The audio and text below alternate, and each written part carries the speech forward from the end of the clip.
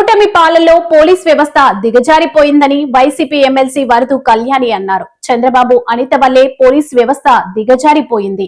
3 సింహాల పోలీసులు 3 పార్టీలకు తొత్తులుగా మారారు అంటూ విమర్శలు చేశారు. చంద్రబాబు నాయుడు గారి పాలనలోని కూటమి ప్రభుత్వం ఎంత దారుణంగా చివరి నుంచి మొదటి ప్లేస్ 36వ స్థానం వచ్చిందంటే ఎంత సిగ్గుచేటో అర్థం చేసుకోవచ్చు. మన రాష్ట్రానికి ఎన్ని పాయింట్లు వచ్చాయి తెలుసా? 100కి 16.70 పాయింట్లు వచ్చాయి. అంటే ఎంత దారుణంగా పోలీస్ వ్యవస్థని ఈ కూటమి ప్రభుత్వం దిగజార్చేశారు అనేది అర్థం చేసుకోవచ్చు. ముఖ్యమంత్రిగా చంద్రబాబు నాయుడు గారు, అతనే లా అండ్ ఆర్డర్ కంట్రోల్ చేస్తారు, అతను ఫెయిల్ అయ్యారు. హోంమంత్రిగా అనిత గారు ఫెయిల్ అయ్యారు. అలాగే షాడో ముఖ్యమంత్రిగా ఉన్న లోకేష్ గారు ఫెయిల్ అయ్యారు అనే విషయం స్పష్టంగా ఈ నివేదిక ద్వారా ఈ రాష్ట్ర ప్రజలు అర్థం చేసుకుంటూ ఉండే పరిస్థితి మనం చూస్తూ ఉన్నాము. ఎందుకంటే అసలు BNSS అంటే భారతీయ నాగరిక సురక్షా సంహిత చట్టాలు అన్నమాట. BNS అంటే భారతీయ న్యాయ సంహిత చట్టం. ఒకప్పుడు మనం చూసాం, క్రిమినల్ ప్రొసీజర్ కోడ్ ఉండేది, IPC ఉండేది. వాటి బదులు వీటిని తీసుకొచ్చి రాష్ట్రాలు అమలు అయ్యేట్టుగా కేంద్ర ప్రభుత్వం చేయడం జరిగింది. ఇప్పుడు వీటి అమలులో ఇంత దారుణంగా వైఫల్యం చెందారంటే దానికి కారణం ఈ డమ్మీ సీఎం వలన, ఈ డమ్మీ హోమ్ మినిస్టర్ వలన, వీళ్ళ అసమర్థ పాలన వలన అనే విషయం క్లియర్ గా అర్థమవుతుంది. పోలీస్ వ్యవస్థని ఎంతసేపు కూడా అరాచకం, అక్రమ కేసులు పెట్టడానికి, అడ్డగోలు అరెస్టులకి, అవినీతికి అడ్రస్ గా ఈ కూటమి పాలనలో మార్చేసిన పరిస్థితి మనం చూస్తూ ఉన్నాము. ఈ రాష్ట్రంలో కూటమి ప్రభుత్వం అధికారంలోకి వచ్చాక రెడ్ బుక్ రాజ్యాంగం అమలవుతుంది తప్ప అంబేద్కర్ గారి రాజ్యాంగం అమలు కాని పరిస్థితి ప్రతి సందర్భంలో కూడా చూస్తూ ఉన్నాము. ఎంత దారుణంగా అంటే ప్రతిపక్ష నాయకుల మీద అక్రమ కేసులు పెట్టడం, పోలీసుల మీద కూడా అక్రమ కేసులు పెట్టడం, అలాగే అందరినీ కూడా ప్రజల్ని వేధించడం, వీటి మీద పోలీసులు ఉపయోగిస్తున్నారు తప్ప ప్రజల రక్షణ కోసం ఏమాత్రం ఉపయోగించని పరిస్థితి అనేది క్లియర్ గా ఈ నివేదిక ద్వారా ఈ రాష్ట్ర ప్రజలందరికీ కూడా స్పష్టంగా అర్థమైంది. ఈ నివేదికలో తీసుకుంటే ICT అప్లికేషన్స్ అంటే సమాచార సాంకేతిక రంగంలో తీసుకుంటే 25 పాయింట్లు ఇచ్చింది కేంద్రం. అందులో మన రాష్ట్రం సాధించిన పాయింట్స్ ఎన్నో తెలుసా? 0. అలాగే ఇంటిగ్రేషన్ లో, సమన్వయంలో దానికి 10 పాయింట్లకి మార్క్స్ వేస్తే అందులో మన రాష్ట్రం 0. అలాగే ఆపరేషన్ ఎఫిషియన్సీలో అంటే నిర్వహణ సామర్థ్యంలో ఈ పోలీస్ వ్యవస్థ తీసుకుంటే 7.93 పాయింట్స్ వచ్చాయి 45 పాయింట్స్ కి మన ఆంధ్రప్రదేశ్ రాష్ట్రంలో.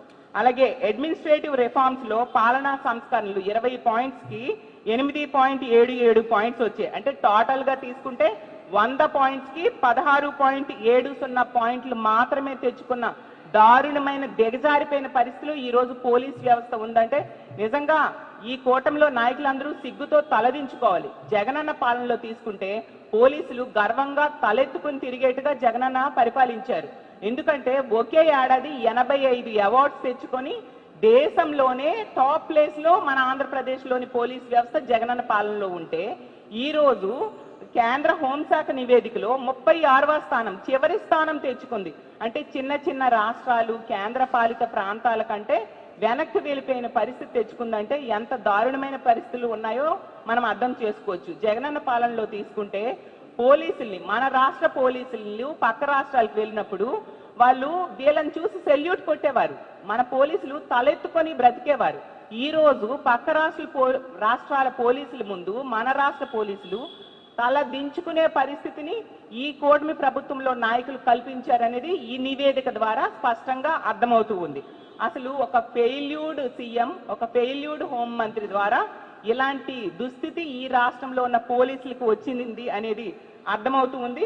ఎంత దారుణం అంటే చిన్న చిన్న రాష్ట్రాలు కూడా ఈ ఎంతో చక్కగా పోలీస్ వ్యవస్థని వాళ్ళు మెరుగులు దిద్ది ప్రజలకు రక్షణ కల్పిస్తూ ఉన్నారు. మొదటి స్థానంలో అస్సాం ఉంది, 72.03% తెచ్చుకుంది అస్సాం. అలాగే హర్యానా తీసుకుంటే 2వ స్థానంలో 62.70% సాధించింది. 3వ స్థానంలో సిక్కిం 60.87% సాధించడం జరిగింది. అలాగే 4వ స్థానంలో జమ్మూ కాశ్మీర్ 59% సాధించింది. చివరికి బీహార్ కూడా 47.92 శాతం స్థానం సంపాదించడం జరిగింది. అంటే 15వ స్థానంలో ఉంది బీహార్ లాంటి రాష్ట్రం కూడా. అలాగే మణిపూర్ 21వ స్థానంలో ఉంది, 45 పాయింట్లు తెచ్చుకుంది అది. కానీ ఆంధ్రప్రదేశ్ మాత్రం ఎంత దారుణం అంటే 16.70 పాయింట్లతో అట్టడుగు స్థానానికి దిగజారిపోయింది. నిజంగా చాలా సిగ్గు చేయటం తెలియజేస్తూ ఉన్నాను. యాక్చువల్గా చెప్పాలంటే ఈ సమాజంలో తల్లి తర్వాత తప్పుల్ని సరిదిద్దే అవకాశం పోలీసులకు ఉంటుంది. అలాంటి పోలీసులతోనే ఈ కూటమి ప్రభుత్వం తప్పులు చేయిస్తూ ఉండే పరిస్థితి మనం చూస్తూ ఉన్నాము. ఎందుకంటే గతంలో తీసుకుంటే జగనన్న టైంలో ఏ పోలీసులు ఉన్నారో అదే పోలీసులు ఇప్పుడు ఉన్నారు. మరి ఎందుకు ఈ ర్యాంకింగ్ లో ఇంత దారుణంగా వీళ్ళు విధులు నిర్వర్తించడంలో ఫెయిల్ అయ్యారంటే ఈ అడ్మినిస్ట్రేషన్ అంత దారుణంగా ఉంది. చంద్రబాబు నాయుడు గారి తాలూకా అసమర్థ పాలన వలన, అలాగే హోంమంత్రిగా అనిత గారి తాలూకా అసమర్థ చేతకాని పాలన వలన ఎలాంటి దుస్థితి వచ్చిందని తెలియజేస్తూ ఉన్నాను. ఎందుకంటే వీళ్ళు రక్షక భటుల్ని భక్షక భటులుగా మార్చేశారు. అలాగే ఆంధ్రప్రదేశ్ పోలీస్ సర్వీస్ ని ఆంధ్రప్రదేశ్ పొలిటికల్ రివెంజ్ సర్వీస్ గా మార్చేశారు. అలాగే ఐపీఎస్ ఇండియన్ పోలీస్ సర్వీస్ ని ఇండియన్ పోలీస్ పనిష్మెంట్ సర్వీస్ గా ఈ రోజు మార్చేసిన పరిస్థితి. యాక్చువల్ గా దేశమంతా ఈ బిఎన్ఎస్ యాక్ట్ ని, భారతీయ న్యాయ సంహిత చట్టాన్ని ప్రజల కోసం వాడితే వీళ్ళేంటంటే బిఎన్ఎస్ యాక్ట్ ని మన ఆంధ్రప్రదేశ్ రాష్ట్రంలోని బాబు రాజకీయ న్యాయ సంహిత యాక్ట్ కింద మార్చేశారు. ఎంత దురదృష్టకరమైన పరిస్థితులు ఉన్నాయో అర్థం చేసుకోవచ్చు. అసలు నిష్పక్షపాతంగా డ్యూటీ చేసే కాకి దుస్తులను ఈ రోజు ఎల్లో దుస్తులుగా ఈ కూటమి ప్రభుత్వం మార్చేసిన పరిస్థితి. పోలీసుల బెల్ట్ మీద 3 సింహాలు ఉంటాయి. అవి దానికి అర్థం ఏంటంటే అవి న్యాయానికి, నీతికి, ధర్మానికి ప్రతీకలుగా ఉంటే ఈ ప్రభుత్వం అధికారంలోకి వచ్చాక ఈ 3 సింహాలు బెల్ట్ పెట్టుకున్న పోలీసుల్ని 3 పార్టీలకి తొత్తులుగా మార్చేయడమే కాకుండా వాళ్ళ చేతుల్లో కీలు బొమ్మలుగా పోలీసులు